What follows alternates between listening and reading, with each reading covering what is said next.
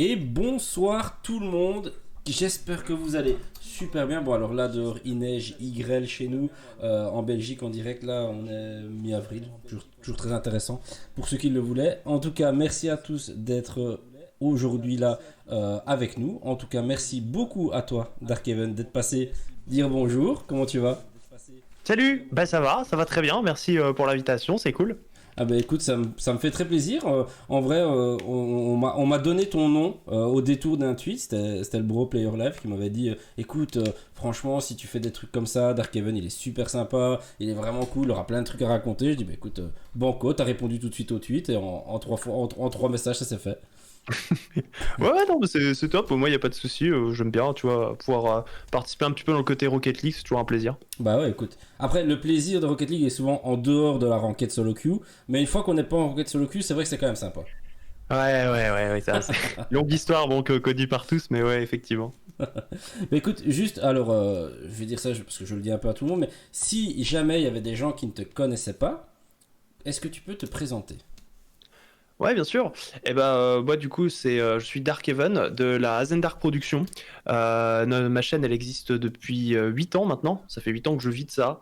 Je suis donc du coup au départ j'ai été connu pour Minecraft, les présentations de mode Minecraft notamment. Hein, c'est ça qui nous a fait exploser à l'époque très très rapidement.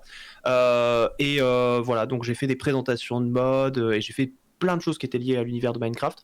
Et je me suis mis bien à Rocket League dès qu'il y a eu, c'est notamment quand c'est sorti tu sais, sur le PlayStation Store, là c'était gratuit à l'époque et du coup je me suis lancé dessus et j'ai fait aussi des vidéos là-dessus qui ont pas mal marché. Voilà, donc je continue hein, toujours ma quête de Minecraft et du Rocket League, donc je stream également régulièrement sur plein de jeux hein, autant ma chaîne YouTube elle va être basée sur beaucoup de Minecraft en général, avec des petits jeux à côté. Autant sur Twitch, je suis très multigaming et avec une petite préférence évidemment pour du Rocket League, hein, avec beaucoup de game viewers et de ranked, etc. Voilà. Ok, bah écoute, est-ce que je peux savoir ton rang sur Rocket League? Bah là, je suis passé C3. Ah bah écoute, parfait. Voilà. Ça, moi, je veux à chaque fois avoir les joueurs les plus forts possibles, parce que vu que moi je suis assez nul, il faut absolument qu'il y ait de la place dans les sacs à dos de mes partenaires, tu vois. Sinon, moi j'aime bien faire filet de tennis pendant que la balle passe en l'air au-dessus de moi pendant toute la game. Ouais.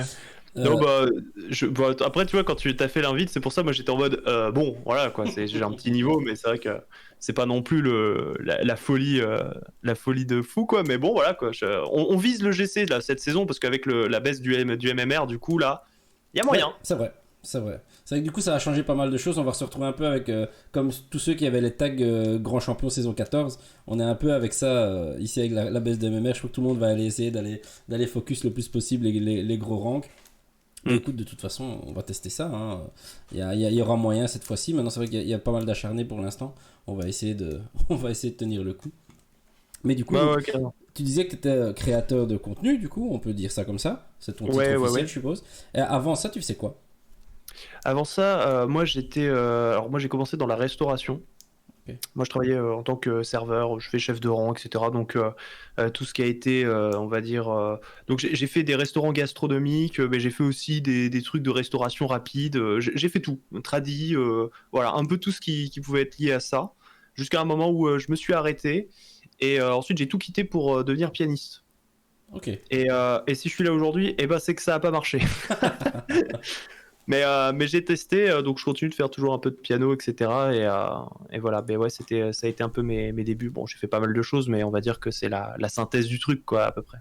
C'est quand même fou de prendre un risque comme ça pour devenir pianiste. On sait que voilà, c'est pas forcément le truc le plus sûr et le plus sécure.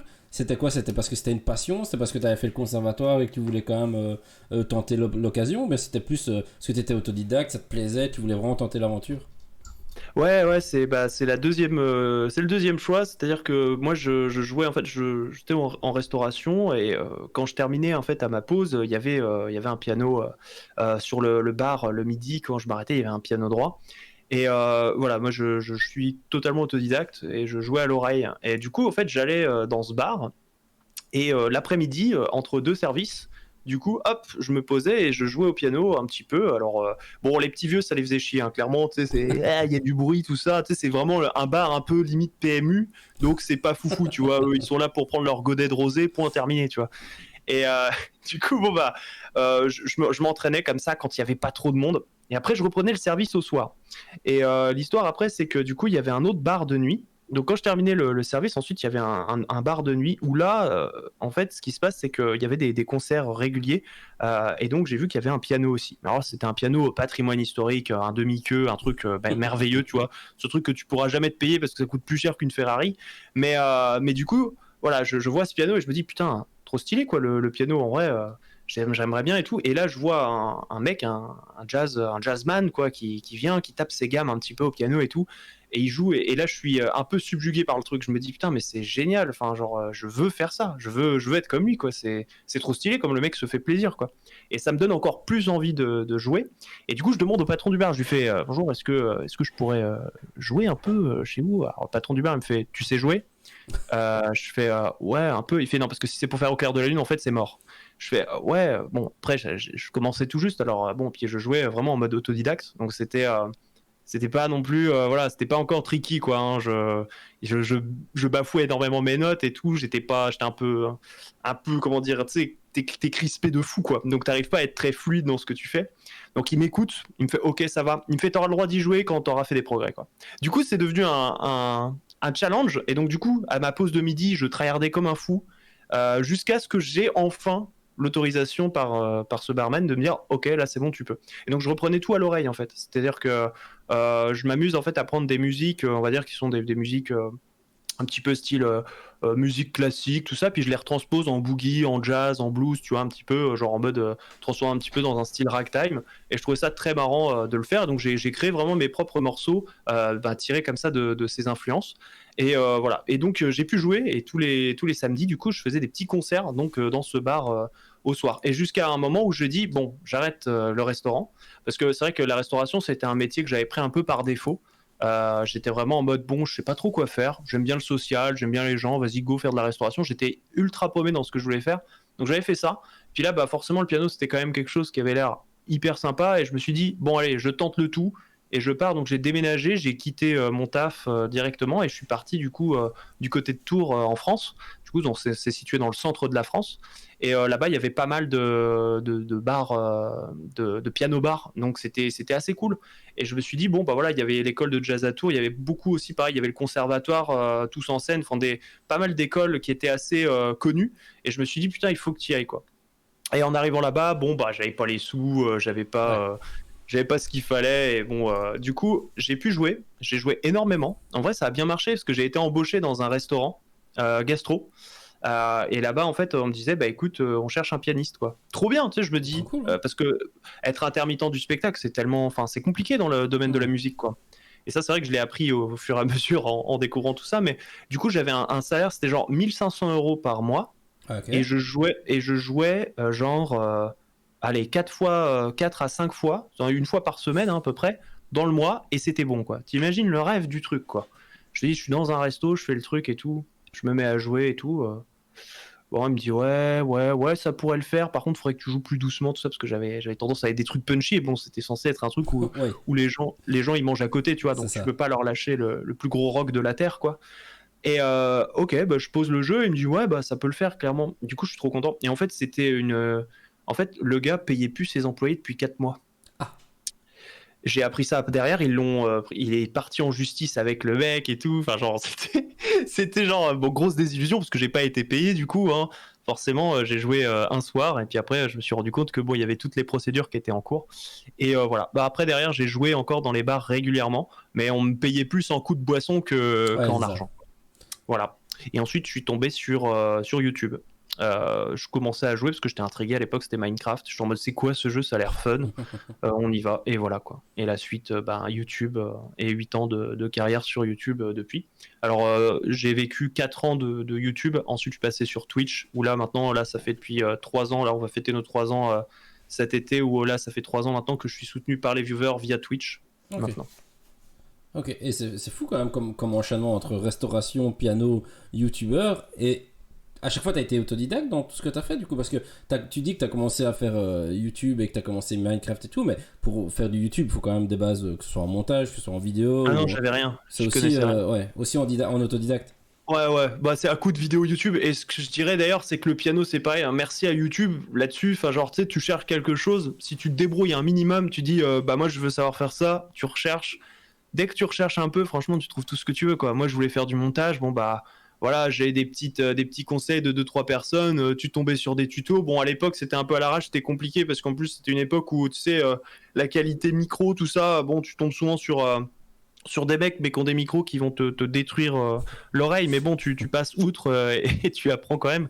Et c'est vrai que ça, enfin, YouTube reste encore, je trouve ça formidable pour tout, quoi. Enfin, tu sais, tu dis j'ai besoin de ça, tu vas tomber sur un mec pour te le faire. Il y a pas longtemps, j'ai une chaudière à gaz. C'est con, hein. J'ai toujours eu des ballons d'eau chaude un peu électriques, tu sais, donc t'as pas besoin de trop de les gérer. Ouais. J'ai un problème avec ma chaudière à gaz. J'ai tapé chaudière à gaz problème. Je suis tombé sur YouTube, paf, j'ai changé ma chaudière. Il y avait aucun problème, quoi. Tu sais, bah c'est ça, c'est plutôt pratique, ça, c'est clair. Bah, c'est vrai qu'on se rend pas forcément compte parce que quand on parle de YouTube, on parle un peu des YouTube Poop, des Fit and Fun et tous ces trucs-là. Ouais. Mais c'est vrai qu'en vrai, tu vas apprendre à coder. Je suis tombé sur une chaîne, c'était un vieux monsieur, il devait avoir 70 ans, et il apprenait aux jeunes à apprendre à coder en Python. Et donc, la première émission, c'est pour ceux qui savent même pas allumer le PC. Et à la fin, tu peux faire des codages. C'est vrai qu'on pense pas assez à ce YouTube friendly et surtout très, très accessible pour justement tous ces gens qui voudraient se lancer dans des nouvelles carrières, en vrai.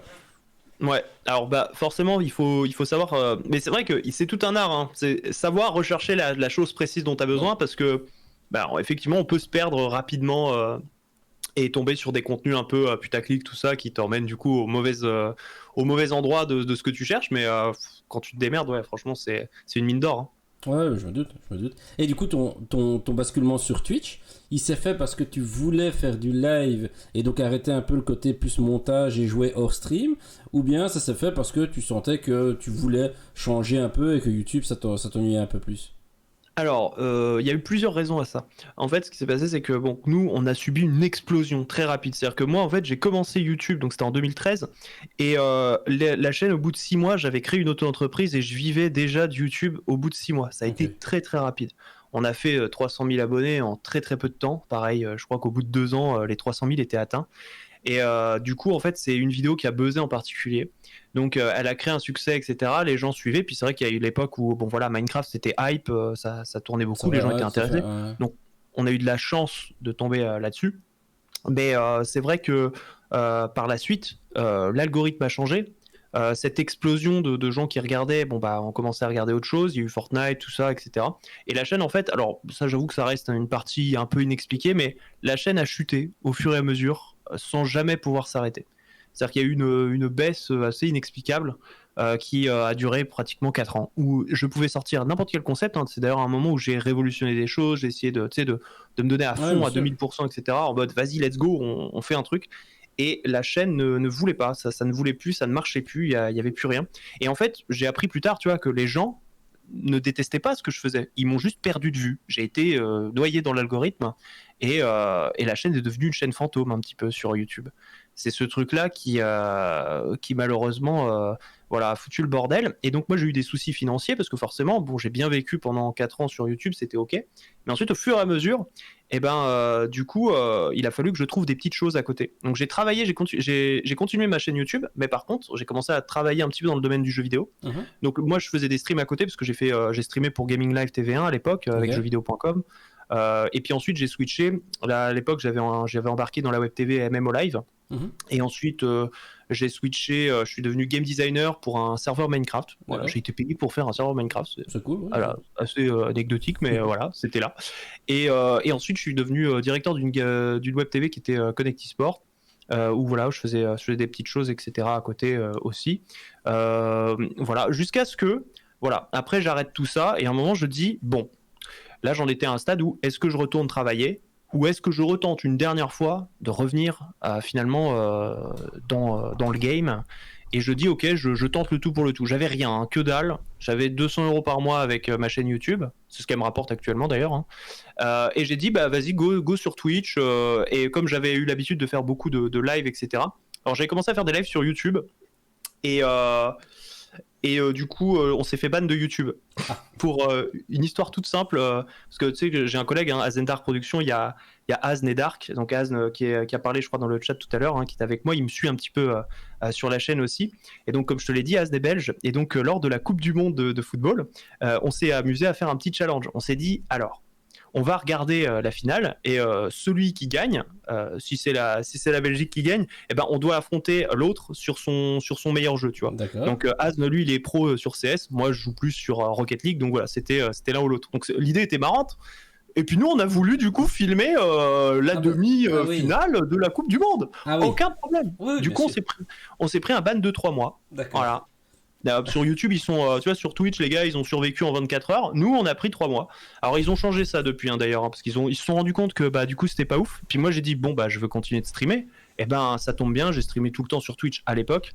Donc, je suis revenu sur Twitch et j'ai dit, voilà, on tente vraiment la dernière chose. Et là, les viewers ont été au rendez-vous. J'ai eu un énorme soutien de la part de ma communauté. Et ça fait 3 ans que ça dure, grâce à eux. Du coup, j'ai pu continuer. Et alors, je continue avec YouTube, même si ça me rapporte rien, parce que c'est aussi, je suis toujours heureux de pouvoir continuer de créer du contenu et de le faire. Donc, du coup, en parallèle, je fais une vidéo par jour, un stream par soir à peu près, hein, depuis toujours. Hein, c'est toujours comme ça que ça tourne. Et voilà. Et puis ça continue, quoi. Et du coup, tu peux quand même continuer encore de vivre de la création de contenu. Ça s'est joué à pas grand-chose au bout du compte. Ah oui, ça s'est joué à... je te dis, j'avais un mois où j'étais en mode, on va voir. Il y a eu des enchaînements. Il y a eu des enchaînements qui ont fait que j'ai réussi, mais on était à 2 doigts d'arrêter. Après, j'étais OK. Hein. De toute façon, voilà, j'ai déjà taffé. Je retourne de bosser comme d'habitude. Enfin, je veux dire, après, voilà, c'est clair que moi, le jeu vidéo reste une énorme passion. Et donc, je tiendrai tant que je pourrai effectivement faire du contenu et faire ça parce que j'adore ça. Mais c'est vrai que ouais, ça s'est joué à pas grand-chose. Après, c'est vrai que c'est une discussion qu'on a très souvent au boulot, mais c'est vrai que streamer, créateur de contenu, youtubeur, ça reste un boulot qui est quand même extrêmement chronophage aussi. C'est vraiment quelque chose qui te prend beaucoup de temps. Alors, effectivement, comme tu dis, c'est toujours mieux de travailler quand c'est dans sa passion, mais c'est vrai que c'est quelque chose qui prend quand même sur une journée type ou sur une semaine type au niveau des heures, c'est quand même quelque chose qui est très conséquent. Moi c'est simple, si tu veux, pour l'idée, là moi je fais donc comme je te l'ai dit, une vidéo par jour et un live par soir. Donc je fais 5 heures de live minimum, on va dire, par soir. Ça peut arriver de prendre une journée de repos, mais sinon ça reste quand même sur 5 heures. Donc il faut se dire que je me lève genre, on va dire, à 10 heures. Je fais du montage toute la journée. Donc de 10 heures jusqu'à 18 heures, je vais manger. Et après, à 21 heures, je fais un live jusqu'à 2 heures du matin. Donc, je suis à entre 70 et 90 heures par semaine à peu près de travail. C'est ça. Voilà. Ouais, donc, et puis surtout que moi je fais partie de ces streamers, tu sais, qui sont pas connus beaucoup. Alors YouTube à l'époque j'étais très connu, hein. C'était un truc où ça explosait, on faisait 25 millions de vues par mois, tout ça, ok, bon, mais ça c'est passé. Maintenant je fais partie de ces gens, tu sais, on a connu, je suis le gars du passé, je suis le fantôme, et sinon, du coup on doit faire des efforts, tu sais, on fait partie de ces gens qui sont là, mais bon voilà quoi, tu sais, il faut tryhard beaucoup plus que les autres, il faut être plus inventif, il faut aller plus loin, parce que... on fait pas 4000 viewers par truc, etc. Donc, quand tu veux pouvoir t'en sortir et essayer d'exploser là-dessus, il faut essayer d'une certaine manière de prouver un peu ce que tu vaux. Comparé aux autres, il faut faire plus d'efforts. Il y a plein de choses que je fais. Donc, c'est vrai qu'on s'est diversifié sur énormément de choses aussi, hein, parce que j'ai fait animateur du coup, et j'ai casté notamment beaucoup de tournois Rocket League. Hein. J'avais fait la FDJ, j'avais fait les tournois par Auxerre à l'époque, il y avait... Ouais. On avait fait d'autres trucs, donc ouais, j'avais casté aussi un petit peu de Rocket League à ce moment-là. Donc voilà, c'est pas mal de choses comme ça qu'on fait à côté aussi pour rester dans le game, comme qui dirait, parce que c'est pas évident, c'est vraiment pas évident. Non, c'est un monde qui est vraiment difficile. Effectivement, enfin, c'est vraiment un gros sujet parce que alors moi je travaille pour Tarmac, donc à la RTBF. Donc je sais pas si tu connais la RTBF, donc c'est un média public belge, c'est l'équivalent France Télévisions en France en fait. D'accord. Okay. Et donc il y a une cellule qui s'appelle Tarmac Gaming, donc comme son nom l'indique, qui est vraiment qui mise vraiment beaucoup plus sur le gaming, sur Twitch, sur YouTube et tout ça.